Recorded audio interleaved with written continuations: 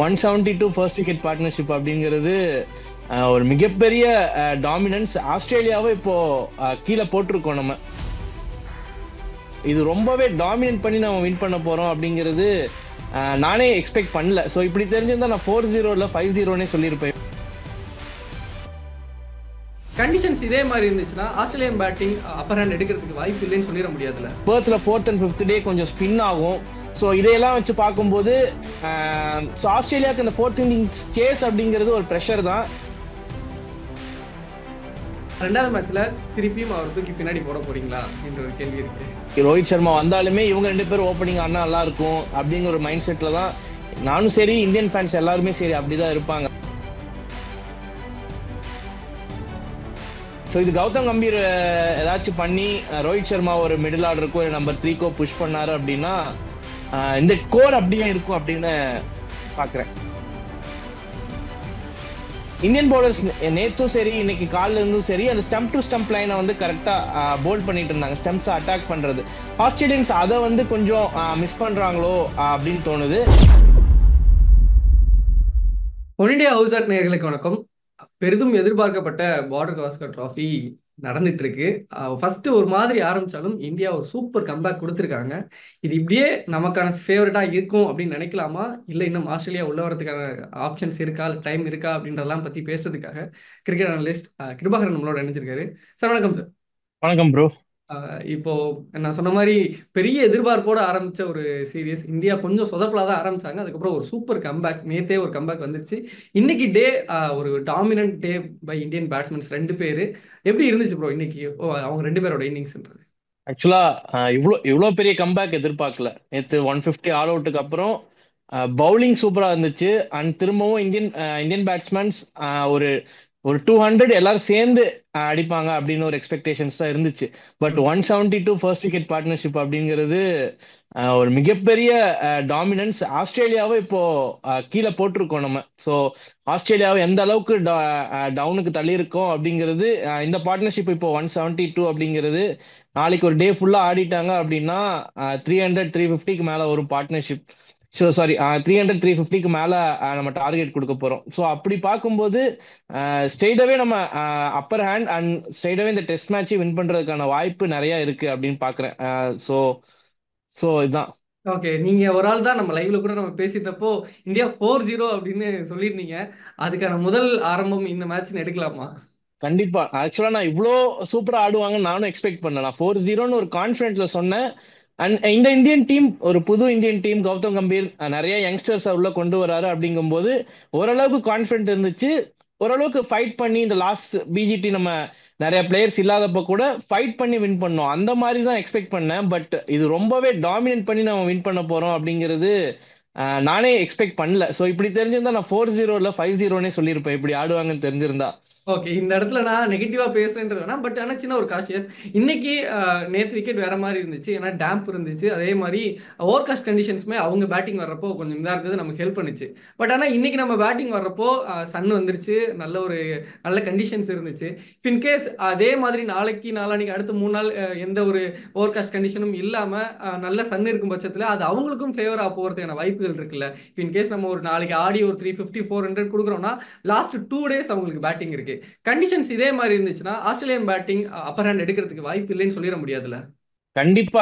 நானும் அதை தான் யோசிச்சேன். இன்னைக்கு செகண்ட் டே பேட்டிங்க்கு ரொம்ப நம்மளுக்கே நல்லா இருக்கு அப்படின்னா அந்த கண்டிஷன்ஸ்ல விளையாண்டுருக்க ஆஸ்திரேலியன் பிளேயர்ஸுக்கு கண்டிப்பா ஃபேவரா தான் இருக்கும்.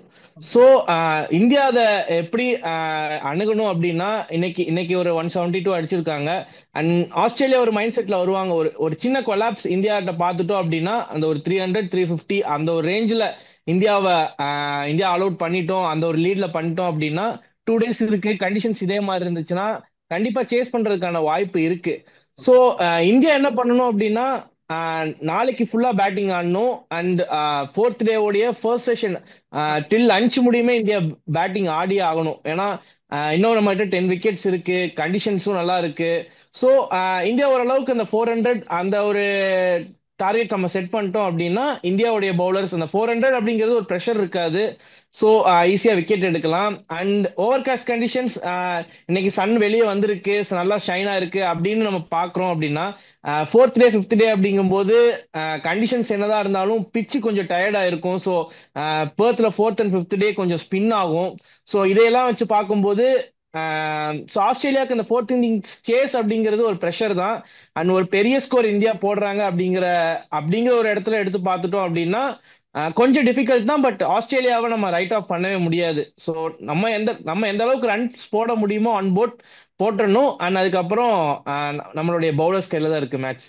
கண்டிப்பா. அப்புறம் இன்னொரு முக்கியமான விஷயம், இன்னைக்கு காலையில இந்தியா வர்றாங்க. நேத்து ஒரு ஃபென்டாஸ்டிக்கான பவுலிங் பெர்ஃபார்மன்ஸ். இன்னைக்கு வந்தோனே பும்ரா அவரோட ஃபர்ஸ்ட் ஓவர்லயே விக்கெட் எடுத்து குடுக்குறாரு.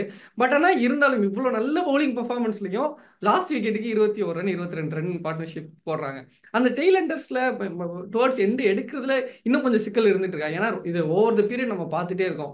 டெய்ல் எண்டர்ஸ் நிறைய ரன்ஸ் கொடுக்குறது இந்தியன் டீம். இன்னைக்கு அந்த அளவுக்கு இல்லைனாலும் இது வந்து ஒரு காஷனா இல்ல ஒரு இதா பிரச்சனைன்னு நினைக்கிறீங்களா நீங்க இன்னைக்கு? இந்த பிரச்சனை ஒரு 4 to 5 இயர்ஸ்க்கு பக்கம் இருக்கு அப்படின்னு நினைக்கிறேன். நம்ம அந்த டாப் ஆர்டர்ஸ் எல்லாம் ஈஸியா எடுத்துட்டு லாஸ்ட் ஒரு 3 4 டெய்லண்டர்ஸ் மட்டுமே வந்து ஒரு பர்டிகுலர் ரன்ஸ் அடிச்சுட்டு போவாங்க. அது ஒரு ரெண்டு மேட்ச் நமக்கு காஸ்டும் பண்ணியிருக்கு. அந்த ஒரு இடத்துல நிறைய மேட்சஸ் டிராவும் ஆயிருக்கு, நிறைய ஒரு மேட்சஸ் லாஸ் பண்ணியிருக்கோம். ஸோ அப்படி பார்க்கும்போது கண்டிப்பா அது ஒரு பிரச்சனை தான். அண்ட் அவங்க ஆக்சுவலா விக்கெட் எடுத்திருக்கலாம். நீங்க சொன்ன அதே பாயிண்ட் தான். இன்னைக்கு பேட்டிங் பண்றதுக்கு கண்டிஷன்ஸ் நல்லா இருந்துச்சு, அது ஒரு காரணம். ஸ்டார்க் நேசல்வுட் வந்து அந்த லாஸ்ட் விக்கெட் பார்ட்னர்ஷிப் ஆக்சுவலா ரன்ஸ் அதிகமா வரலனாலும் நிறைய பால்ஸ் ஆக்சுவலா ஸ்டார்க் 100+ பால்ஸ் பக்கம் நின்னாருன்னு நினைக்கிறேன். ஸோ அப்படி பார்க்கும்போது இந்த பேட்டிங் கண்டிஷன்ஸ் வந்து நல்லா இருக்கனாலதான் அவங்களுடைய பார்ட்னர்ஷிப் அந்த ஒரு ஒரு 100 பால் ஸ்டார்க் ஆடுறதும் ஹேசல்வுட் ஓரளவுக்கு பேட்டிங் ஆடுறதும் இருந்துச்சு. அண்ட் இந்தியாட்டையும் இந்த இந்த ப்ராப்ளம் ரொம்ப நாளாவே இருக்கு. அதை இவ்வளவு நாள் அட்ரஸ் பண்ணி கண்டிப்பா பேசியிருப்பாங்க, அட்ரஸ் பண்ணியிருப்பாங்க. பட் ஸ்டில் என்ன ஒரு ப்ராப்ளம் அப்படிங்கிறது தெரியல. ஓகே. அடுத்து அப்படியே வந்தோம்னா இன்னும் 2 முக்கியமான விஷயம். நம்ம பேட்டிங் சைடுல ராகுல். இந்தியாவுக்கு சோ ஃபார் பெஸ்ட் பேட்டிங் சொல்லணும்னா அவர்தான். ஃபர்ஸ்ட் இன்னிங்ஸ்லயுமே ஒரு அவ்வளோ இக்கட்டான சிச்சுவேஷன்ல எல்லாரும் போயிட்டு இருந்தப்பயும் சூப்பரா ஒரு இன்னிங்ஸ் ஆடினாரு. ரன்ஸ் கம்மியா இருந்தாலும் அந்த காமன் கம்போஷர் தெரிஞ்சிச்சு அவர்கிட்ட. அந்த ஸ்கில் திருப்பி வெளியில வந்துச்சு. இன்னைக்கு அதை அப்படியே சூப்பரா திருப்பி கொண்டு வந்திருக்காரு. இப்போ ஒரு நல்ல இன்னிங்ஸ் ஆடிட்டாரு. டுவர்ட்ஸ் செஞ்சுரி கூட அடிச்சிருவாருன்னு வச்சுக்கோங்களேன். ஆனா 2வது மேட்ச்ல திருப்பியும் அவர் தூக்கி பின்னாடி போட போறீங்களா அப்படின்ற ஒரு கேள்வி இருக்கு. என்ன கேட்டா ஆக்சுவலா இப்போ ரோஹித் சர்மா வந்தாலுமே இந்த ஓப்பன்ஸ் நல்லா பண்றாங்க அப்படிங்கிற மாதிரி தான் இருக்கு. ரோஹித் சர்மா வந்தாலுமே இவங்க ரெண்டு பேரும் ஓப்பனிங் ஆனா நல்லா இருக்கும் அப்படிங்கிற ஒரு மைண்ட் செட்ல தான் நானும் சரி, இந்தியன் ஃபேன்ஸ் எல்லாருமே சரி அப்படிதான் இருப்பாங்க. ஸோ பட் ரோஹித் சர்மா வந்து அந்த ஓப்பனிங் பொசிஷன்ல தான் ஆட போறாரு. இவங்க ரெண்டு பேர்ல யாரோ ஒருத்தர் டவுன் தி ஆர்டர் போய் தான் ஆகணும். மேபி ஜெய்ஸ்வால் ஆட மாட்டாருன்னு நினைக்கிறேன். Down the order Jaiswal and Rohit தான் ஓப்பனிங் இருக்கும். ராகுல் நம்பர் 3 ஆர் 4 or 5ல செகண்ட் நியூ பால் வரப்போ அந்த ஒரு பொசிஷன்ல எல்லா டீமே இன்னொரு ஓப்பனர் அந்த பொசிஷன்ல ஆட வைப்பாங்க. ஸோ அந்த ஒரு பிளேஸ்ல ஆடுவாரு அப்படின்னு நான் நினைக்கிறேன். பட் ஸ்டில் அவர் நியூ பால் நல்லா ஆடுறாரு. அண்ட் இந்த கண்டிஷன்ஸ் நல்லாவே செட் ஆயிட்டாரு. ஸோ அவரே ஓப்பனிங் ஓப்பனிங் ஆட வச்சா நல்லா இருக்கும் அப்படிங்கிறது தான் என்னுடைய தாட். எல்லாரோட ஆசையுமே அதுவாக தான் இருக்கு. பட் ஆனால் ரோஹித் சர்மா கேப்டனா வந்துட்டதாலேயே ஈவன் ஏன்னா ரோஹித் சர்மா டெஸ்ட்ல வர்றதுக்கு முன்னாடியே ராகுல் வந்துட்டாரு.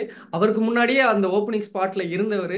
ஓவர்சீஸ்ல நிறைய ரன்ஸ் அடிச்சிருக்காரு. நல்ல ஆவரேஜ் வச்சிருக்காரு. அவரோட ஆவரேஜ் வந்து சிக்னிஃபிகண்டா இருக்கு ஓவர்சீஸ்ல. At the same time Rohit சர்மாவோட அப்படியே கான்ட்ராஸ்டா இருக்கு அவரோட ஓவர்சீஸ் ஆவரேஜ்ன்றது. இவ்வளோ இருந்தாலும் கேப்டன் அப்படின்றதுக்காகவே அந்த இடத்த கொடுத்து தான் ஆகணும். வழக்கம் போல ராகுல் பலிகாடா தான் ஆக்கப்படணும் அப்படின்றதான் இதுன்னு நினைக்கிறீங்களா? இல்ல ஆக்சுவலா இல்ல என்னோட தாட், என்னோட பாயிண்ட் ஆஃப் வியூல ரோஹித் சர்மா வந்து கூட அந்த மிடில் ஆர்டர் பொசிஷன் எடுக்கலாம் அப்படிங்கிறது தான் தோணுது. ஸோ கேப்டன் அப்படிங்கறதால அந்த ரொம்ப நாளாவே கண்டினியூஸா ஓப்பனிங் ஆடிட்டு இருக்காரு அப்படிங்கறதால நல்லா பெர்ஃபார்ம் பண்ணிட்டு இருக்க ஒரு கோர் அப்படியே சேஞ்ச் பண்ண வேண்டாம்னு நான் பாக்குறேன். ராகுல் நீங்க சொன்ன மாதிரி ரோஹித் சர்மாக்கு முன்னாடி ஆஸ்திரேலியால விளையாண்டுருக்காரு. ஆக்சுவலா ராகுலுடைய டெபியூவும் ஆஸ்திரேலியால தான் 2014ல அந்த சீரீஸே நல்லா பெர்ஃபார்ம் பண்ணாரு. ஸோ அந்த கண்டிஷன்ஸை நல்லா ஆக்சஸ் பண்ண ஒரு பிளேயர் அண்ட் அந்த பொசிஷனே நல்லா ஆடக்கூடிய ஒரு பிளேயர். ஸோ ஸோ இது கௌதம் கம்பீர் ஏதாச்சும் பண்ணி ரோஹித் சர்மா ஒரு மிடில் ஆர்டருக்கோ இல்லை நம்பர் 3க்கோ புஷ் பண்ணாரு அப்படின்னா இந்த கோர் அப்படியே இருக்கும் அப்படின்னு பாக்குறேன். ஓகே. நம்ம இப்ப பேசினப்பயே என்ன சொன்னோம்னா, இப்ப இந்தியாக்கு இப்ப பேட்டிங் ஃபேவரா இருக்குன்னா, நாளைக்கோ இல்ல அது நாளைக்கு அடுத்த நாளோ ஆஸ்திரேலியாவுக்கும் ஃபேவரா இருக்கிறதுக்கான வாய்ப்புகள் இருக்கு. அப்படி இருக்கும் பட்சத்துல, இன்னைக்கு ஆஸ்திரேலியா ஒண்ணு மிஸ் பண்ணாங்கல்ல. இன்னைக்கு இந்தியன் பேட்ஸ்மேன் 2 பேரையுமே செட்டில் ஆக விட்டாங்கல்ல. ஆஸ்திரேலியா எங்க மிஸ் பண்ணாங்க? அத நம்ம எங்க அத கேப்சர் பண்ணணும்னு நினைக்கிறீங்க இந்தியன் பவுலர்ஸ்? ஆஸ்திரேலியா என்ன பண்ணாங்க அப்படின்னா இன்னைக்கு நேத்து வந்து பிச்சில் ஓரளவுக்கு பவுன்ஸ் இருந்துச்சு. இன்னைக்கு வந்து பிச்சில் வந்து அவ்வளோக்கா பவுன்ஸ் ஆகல. பால் கொஞ்சம் லோ கெப்டா தான் வந்துச்சு. நேத்தை விட இன்னைக்கு கொஞ்சம் லோவா இருந்துச்சு. அண்ட் ஆஸ்திரேலியன் பவுலர்ஸ் அந்த லைன் அண்ட் லென்த்தை இன்னைக்கு கரெக்டா மெயின்டைன் பண்ணலையோ அப்படின்னு தோணுது. அண்ட் இந்தியன் பவுலர்ஸ் நேத்தும் சரி இன்னைக்கு காலில இருந்தும் சரி அந்த ஸ்டம்ப் டு ஸ்டம்ப் லைனை வந்து கரெக்டா போல் பண்ணிட்டு இருந்தாங்க. ஸ்டம்ப்ஸ் அட்டாக் பண்றது ஆஸ்திரேலியன்ஸ் அதை வந்து கொஞ்சம் மிஸ் பண்றாங்களோ அப்படின்னு தோணுது. அண்ட் இன்னொரு விஷயம், இந்தியா என்ன பண்ணணும் அப்படின்னா ஃபர்ஸ்ட் இன்னிங்ஸ் எப்படி போல் பண்ணாங்களோ அதே மாதிரியான ஒரு போல். அண்ட் நிறைய பவுலர்ஸ் ஆஸ்திரேலியா இன்னைக்கு யூஸ் பண்ணாங்க.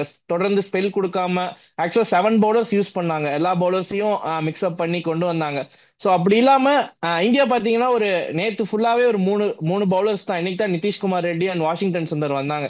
ஸோ அப்படி பார்க்கும்போது 4 பேசர்ஸ் இருக்காங்க. ஸோ ஒரேடியா இல்லாம கொஞ்சம் கொஞ்சமா ஒரு ஒரு 2 ஸ்பெல் அதுக்கப்புறம் அப்படி கொஞ்சம் ரெஸ்ட் விட்டு அந்த பவுலர்ஸ் மேல ட்ரெஸ் பண்ணி அந்த லைன் அண்ட் லென்த் கன்சிக்யூட்டிவா ஸ்டம்ப் டு ஸ்டம்ப் லைன்ஸ் இதெல்லாம் பண்ணாங்கனாலே மேக்சிமம் ஆஸ்திரேலியன் ஒரு ரெண்டு எரர் பண்ணாங்கன்னா ஒரு 2 3 விக்கெட்ஸ் எடுக்கலாம். ஆஸ்திரேலியா இன்னைக்கு ஒரு விக்கெட் கூட எடுக்கல. அண்ட் இன்னொரு விஷயம், ஃபீல்டிங்ல கொஞ்சம் ஆஸ்திரேலியா சொதப்புன மாதிரி இருந்துச்சு. நேத்து வந்து கொஞ்சம் பவுன்ஸா இருந்துச்சு. இன்னைக்கு ஒரு கேட்ச் கூட உஸ்மான் கவாஜா ஒன்று டிராப் பண்ணாரு. ஸோ அந்த மாதிரி பார்க்கும்போது இன்னும் கொஞ்சம் ஃபீல்டர்ஸ் வந்து ரொம்ப பின்னாடி இல்லாம கொஞ்சம் keeper and fielders slip fielders எல்லாம் கொஞ்சம் முன்னாடி வந்து நிக்கலாம்னா அவ்வளோ பவுன்ஸ் ஆகலை இன்னைக்கு. ஸோ கண்டிஷன்ஸ் கொஞ்சம் பேட்டிங் ஃபேவராகவும் இருக்கு. பால் அவ்வளோ பவுன்ஸ் ஆகலை அப்படிங்கும்போது இன்னும் கொஞ்சம் ஃபீல்டர்ஸ் எல்லாம் கொஞ்சம் முன்னாடி வந்து நின்று கொஞ்சம் அட்டாக் பண்ணாங்க அப்படின்னா இந்தியன் பவுலர்ஸ் இந்த இந்த மிஸ்டேக் பண்ணாம பண்ணிட்டாங்க அப்படின்னா இந்த மேட்ச் வின் பண்றதுக்கு ஒரு நல்ல சான்ஸ் இருக்கு. ஓகே. இந்த டயத்துல இத கணிக்க முடியாது தான். பட் ஸ்டில் இருந்தாலும் கேட்கிறேன். இந்தியாக்கு எது சேஃபர் ஸ்கோர் நினைக்கிறீங்க? என்ன டார்கெட் நம்ம குடுத்தா அப்படின்னா கொஞ்சம் சேஃபா இருக்கலாம்னு நினைக்கிறீங்க நீங்க? ஸோ ஆக்சுவலா அந்த கண்டிஷன்ஸ் இப்போ இன்னைக்கு கண்டிஷன்ஸ் மாறி இருக்கிறத பார்த்து சொல்லணும் அப்படின்னா நல்லா நல்லா ஸ்கோர் 172 அடிச்சிருக்காங்க. 200+ லீடு இருக்கு. ஸோ லீட் டார்கெட் அப்படிங்கிறது ஒரு 400 410 அந்த மாதிரி செட் பண்ணிட்டாங்க அப்படின்னா சேஃபா இருக்கும் அப்படின்னு சொல்றேன். ஆக்சுவலா ஒரு ப்ரிகாஷன் மாதிரி தான். அவ்வளவு பெரிய ஸ்கோர் தேவையில்லை. பட் ஆஸ்திரேலியாவும் இப்படி பேட்டிங் பண்ணுவாங்க அப்படிங்கிற ஒரு பட்சத்துல அந்த ஒரு ஸ்கோர் கொஞ்சம் சேஃபா இருக்கும் நம்ம பவுலர்ஸுக்கு. And fourth day and fifth day spin ஆச்சு அப்படின்னா நம்ம ஒரு பெரிய மார்ஜின்ல கூட வின் பண்ணலாம். ஓகே. கடைசியா அதே தான். இப்போ இஃப் இன் கேஸ் வந்து 4த் டே, 5த் டேல 4த் டேல செகண்ட் செஷனுக்கு மேல நம்ம வர்றோம், பவுலிங் போடுறோம், ஸ்பின் நல்லா எடுக்குது அப்படின்னா, அந்த இடத்த வாஷிங்டன் சுந்தரே நமக்கு பண்ணி குடுத்துருவாரா? இல்ல அப்போ வந்து திருப்பி கொஸ்டின் வருமா? செலக்ஷனோட கொஸ்டின்ஸ் வருமா? ஏன் சீனியர்ஸ் இல்ல அப்படின்ற அது ரொம்ப ஒய்டரா போய் தான் அந்த கேள்வி இருக்கு. பட் ஸ்டில் இருந்தாலும் ஸ்பின் வந்து அது ஒரு இம்பாக்ட் பண்ண போகுது அப்படின்றப்போ, ஆப்வியஸா அஸ்வின் வந்து உள்ள வர போறாரு. ஜடேஜாவோட பேச்சுகள் உள்ள வரும். அந்த பேச்சுக்கள்லாம் இல்லாம ஆக்கிருவாங்கன்னு நினைக்கிறீங்களா நீங்க? கண்டிப்பா வாஷிங்டன் சுந்தர் இருக்க ஃபார்முக்கு அவர் போடுற பவுலிங்க்கு கண்டிப்பா பண்ணி கொடுப்பாரு அப்படின்னு தான் நான் எக்ஸ்பெக்ட் பண்றேன். பெரிய அளவுல இங்க வந்து ஆஃப் ஸ்பின்னர்ஸுக்கு நல்லா விக்கெட்ஸ் கிடைச்சிருக்கு. பட் அவ்வளவு பெரிய அளவுல ஆஃப் ஸ்பின்னர்ஸ் விக்கெட் எடுக்கல. ஸோ அவருடைய பங்களிப்பு ஒரு 2 to 3 விக்கெட்ஸ் கொஞ்சம் கண்ட்ரோலா போடுறது, கொஞ்சம் ஆஸ்திரேலியாவை பேக் ஹேண்ட்ல வைக்கிறது அந்த மாதிரியான விஷயத்துக்கு யூஸ் பண்ணும். அண்ட் அதை விட எக்ஸ்ட்ராடனரியா போட்டாரு அப்படின்னா நல்லதுதான். அண்ட் அஸ்வினியவே எடுத்திருந்தாலும் அந்த இடத்துல இன்னுமே நல்லா பிரில்லியண்டா போட்டிருப்பாரு. பட் ஸ்டில் வாஷிங்டன் சுந்தர் ஒரு எக்ஸ்ட்ரா பேட்டிங் அதுக்கு வேண்டிதான் நம்ம புஷ் பண்ணி எடுத்துட்டு வந்தோம். ஸோ அண்ட் வாஷிங்டன் சுந்தரும் அந்த அளவுக்கு குவாலிட்டியா போடக்கூடிய ஒரு பவுலர் தான். அண்ட் இதுக்கு முன்னாடி நம்ம வந்து ஆக்சுவலா ஹனுமா விஹாரியை வச்சு கூட நம்ம விக்கெட்ஸ் எடுத்திருக்கோம் ஆஸ்திரேலியால. இங்க இதே பெர்த்ல. ஸோ அப்படி பார்க்கும்போது வாஷிங்டன் சுந்தர்னால முடியும் அப்படின்னு நான் நம்புறேன். அண்ட் அவருடைய கிடைச்சதுன்னா இந்தியாவுக்கு ஒரு மிகப்பெரிய விஷயம் அப்படின்னு தான் சொல்லணும். ஓகே. ஸோ இன்னைக்கு ஒரு நல்ல நோட்டோட இந்தியா முடிச்சிருக்காங்க. டாமினன்ஸ் அப்படியே கண்டினியூ பண்ண போறாங்களா? இந்த மேட்ச் எப்படிலாம் போக போகுது அப்படின்றதெல்லாம் பொறுத்திருந்து பார்க்கலாம். Thank you so much. Thank you bro.